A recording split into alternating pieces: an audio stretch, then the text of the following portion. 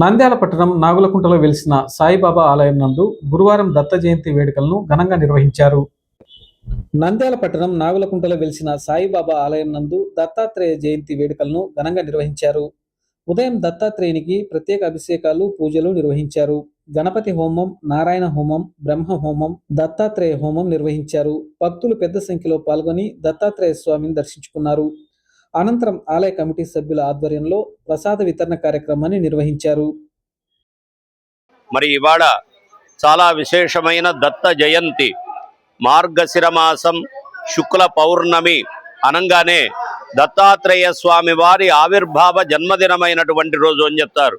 ఈ ఆలయంలో ఈ రోజున అశేషముగా విశేషముగా ఎంతో మంది భక్తజనావళి మధ్యలోన ఈరోజు చాలా గొప్పగా గణపతి హోమం, రుద్రహోమం, బ్రహ్మ హోమం, అట్లాగే నారాయణ హోమం, అట్లాగే త్రిమూర్త్యాత్మకమైనటువంటి దత్తాత్రేయ స్వామి వారి హోమాన్ని కూడా చాలా గొప్పగా నిర్వహణ చేయడం జరిగింది. అంత మాత్రమే కాదు, ప్రతి గురువారములాగా ఇవాళ అన్నదాన కార్యక్రమం కూడా విశేషంగా ఉంటుంది, ప్రసాద వితరణ అంతా కూడా. పైగా ఈ దత్తాత్రేయ స్వామి వారి జయంతి ఉత్సవం అనేది గురువారమే రావడం అనేటువంటిది ఈసారి ఇంకా మహత్తరంగా వచ్చినటువంటి రోజు.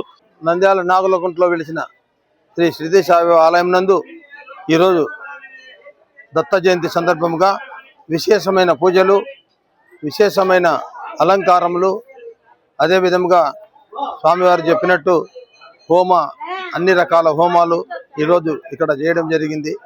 మరి ముఖ్యంగా ఈరోజు గురువారము దత్త జయంతి రావడం అనేది చాలా అరుదు. కాబట్టి ఈరోజు రావడం అంటే ఈరోజు దర్శనం చేసుకున్న అందరికీ బాబా ఆ దత్తాత్రేయ యొక్క అనుగ్రహం ఉంటుందని స్వామివారు ఇప్పుడే చెప్పడం జరిగింది.